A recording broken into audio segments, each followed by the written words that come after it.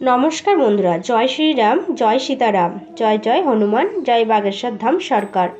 প্রিয় বন্ধুরা, আপনার সন্তান কি পড়াশোনায় দুর্বল? আপনি কি তার পড়াশোনার জন্য অনেক চেষ্টা করেন, কিন্তু আপনার সন্তানের পড়াশোনার প্রতি মোটেও আগ্রহ নেই? আপনি কি তার ভবিষ্যৎ নিয়ে খুবই চিন্তিত? সে বড় হয়ে কি করবে? আপনার সন্তানের কি পড়াশোনায় মন লাগাতে পারছেন না? আপনি অনেক চেষ্টা করেছেন কিন্তু কোনো লাভ হচ্ছে না। আমরা জানি অনেক অভিভাবক আছেন যারা তাদের সন্তানের পড়ালেখা নিয়ে খুবই চিন্তিত। আপনারা জানতে চান এমন কোন উপায় করলে আপনার সন্তান পড়ালেখায় মেধাবী হয়ে উঠবে। আজকের ভিডিওটির মাধ্যমে আপনাদের জানাবো এর জন্য আপনাকে কোন উপায় করতে হবে এবং কিভাবে করতে হবে, তাই সম্পূর্ণ ভিডিওটি মনোযোগ সহকারে দেখতে থাকুন। বন্ধুরা, আপনারা নিশ্চয়ই জানেন বাগেশ্বর ধাম সরকারের পণ্ডিত ধীরেন্দ্র কৃষ্ণ শাস্ত্রীর সভায় 10,000 থেকে 1 লাখ ভক্তের ভিড় হয় এবং অনেকেই গুরুজির কাছে তাদের সমস্যার সমাধান জানতে চায়। কিছুদিন আগে একটি সভায় লাখ লাখ ভক্ত এসেছিলেন এবং অনেক ভক্তরা গুরুজির কাছে জানতে চেয়েছিলেন আমাদের সন্তানের লেখাপড়ার প্রতি কোনো আগ্রহ নেই। আমরা যখনই তাকে পড়াশোনা করতে বলি তখন সে অন্য কাজে ব্যস্ত থাকে, সে কিছুতেই পড়াশোনা করে না। দয়া করে আপনি কিছু উপায় বলুন যাতে করে আমাদের সন্তানেরা লেখাপড়া শুরু করে এবং পড়াশোনার প্রতি আকৃষ্ট হয়। তখন গুরুজি তাদের 2-3টি উপায় দেন এবং বলেন, এই উপায়গুলি করুন। আপনার সন্তান যে পড়ালেখায় খুব দুর্বল সে মন দিয়ে পড়ালেখা শুরু করবে এবং সব সময় ভালো নম্বর নিয়ে পাশ করবে। লোকেরা গিয়ে বাড়িতে সেই উপায়টি করেন এবং উপায় করার 1-1.5 মাস পর গুরুজি সবাই এসে গুরুজিকে ধন্যবাদ জানিয়ে বলেন, আমরা আপনার বলা উপায় করেছি এবং আমাদের সন্তান যে পড়াশোনা খুব দুর্বল ছিল, পড়াশোনা করতে চাইতো না, সে মন দিয়ে পড়াশোনা শুরু করেছে। তার জন্য আপনাকে কোটি কোটি প্রণাম।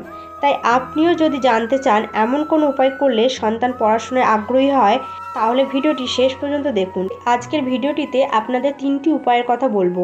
তার মধ্যে প্রথম উপায়টি আপনার সন্তানকে দিয়ে করাতে হবে, দ্বিতীয় উপায়টি আপনার সন্তানকে দিয়েই করাতে হবে। প্রথম উপায় হলো 1 গ্লাস জল এবং মধুর প্রতিকার। এটি একটি বিশেষ প্রতিকার হিসেবে বিবেচিত হয়। এই প্রতিকারটি আপনাকে শিব মন্দিরে গিয়ে করতে হবে। মনোযোগ দিয়ে শুনুন। আপনাকে কি করতে হবে? যে কোনো সোমবার সকালে স্নান সেরে পরিষ্কার বস্ত্র পরিধান করতে হবে এবং আপনার সন্তানকে একইভাবে প্রস্তুত করতে হবে। এরপর আপনাকে 1 গ্লাস জল নিতে হবে। মনে রাখবেন, স্টিলের গ্লাস হলে হবে না, আপনাকে তামা বা পিতলের গ্লাস নিতে হবে এবং ঘর থেকে শুদ্ধ জল ভরে নিতে হবে। মন্দিরে জল নিলে হবে না। তারপর সেই জলে আপনাকে 2 থেকে 3 ফোঁটা মধু মিশিয়ে দিতে হবে। এরপর সন্তানকে নিয়ে শিব মন্দিরে যান। শিব মন্দিরে পৌঁছে আপনাকে দক্ষিণ দিকে দাঁড়াতে হবে এবং উত্তর দিকে মুখ রাখতে হবে। আপনি যদি বুঝতে না পারেন কোনটা দক্ষিণ আর কোনটা উত্তর, তাহলে যেদিকে জলধরি আছে সেদিকে মুখ করে দাঁড়ান। এরপর সন্তানকে বলুন, তুমুরাকা মাতা, এই কথাটি 3 বার বলতে। শুধু তুমুরাকা মাতার নাম নিয়ে মহাদেবের শিবলিঙ্গে মধু মিশ্রিত জল নিবেদন করতে হবে। গুরুজি বললেন, শিবশঙ্কর ভোলেনাথ এতটাই সরল যে এতটুকুতেই তিনি প্রসন্ন হবেন।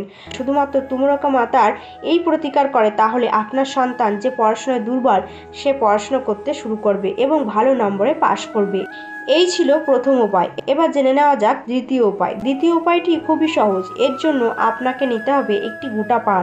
আপনি যে পানটি নেবেন সেই পানটি হতে হবে তাজা, কোনো রকমের কাটা ফাটা কোনো দাগ যেন না থাকে। সেই পানে আপনাকে কয়েক ফোঁটা মধু লাগিয়ে নিতে হবে। এরপর আপনাকে যেতে হবে শিব মন্দিরে। শিব মন্দিরে গিয়েই পান আপনাকে নিবেদন করতে হবে মাতা সুখ সুন্দরীর জায়গায়। যারা জানেন না মাতা সুখ সুন্দরীর জায়গা কোথায়, তাদের জন্য বলে রাখি, শিবলিঙ্গে যে জলধারী থাকে তার ডান দিকে মাতা সুন্দরীর স্থান। মাতা সুখ সুন্দরীর স্থানে ভগবান শিবের মন্ত্র ওম নমঃ শিবায় জপ করতে বলুন এবং পান পাতাটিকে আপনার সন্তানকে নিবেদন করতে বলুন। এরপর আপনিও আপনার ইচ্ছার কথা ভগবান শিবকে বলুন এবং সন্তানকে নিয়ে ঘরে ফিরে যান। গুরুজি বললেন, এই প্রতিকার করলে আপনার সন্তান যে পড়াশোনায় দুর্বল তার বুদ্ধির বিকাশ ঘটবে এবং সে পড়াশোনায় আগ্রহী হবে। বন্ধুরা, আমরা সবাই জানি বাচ্চারা পূজা পাঠ প্রতিকার এইসব করতে চাইবে না, তাই প্রথম এবং দ্বিতীয় প্রতিকার করা আপনার জন্য একটু কঠিন হতে পারে। আপনি আপনার সন্তানকে বুঝিয়ে এই প্রতিকারগুলি করার চেষ্টা করবেন। এবার জেনে নেওয়া যাক তৃতীয় প্রতিকার। এই প্রতিকার সবচেয়ে ভালো দিক হলো এটি আপনি আপনার বাড়িতে করতে পারেন এবং আপনি নিজেই করতে পারেন। এর জন্য আপনাকে নিতে হবে লাল ফুল। আপনার বাড়িতে যদি মাতা সরস্বতীর ছবি থাকে তাহলে খুবই ভালো, আর যদি না থাকে তাহলে বাজার থেকে কিনে এনে আপনার ঠাকুর ঘরে স্থান দিন।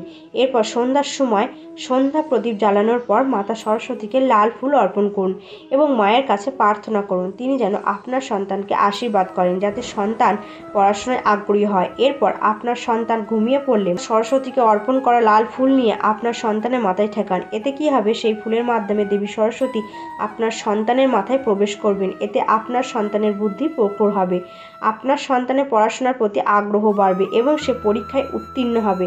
তো বন্ধুরা, এই ছিল গুরুজির বলা 3টি প্রতিকার। আশা করি গুরুজির বলা প্রতিকারগুলি আপনাদের ভালো লেগেছে। যদি ভালো লেগে থাকে তাহলে অবশ্যই একটি লাইক করবেন এবং চ্যানেলটিকে সাবস্ক্রাইব করে নোটিফিকেশন বেল আইকনটি অন করে রাখবেন এরকম আরও নতুন নতুন ভিডিও দেখার জন্য। আর সবাই মিলে কমেন্ট বক্সে লিখুন জয় বাগেশ্বর ধাম সরকার।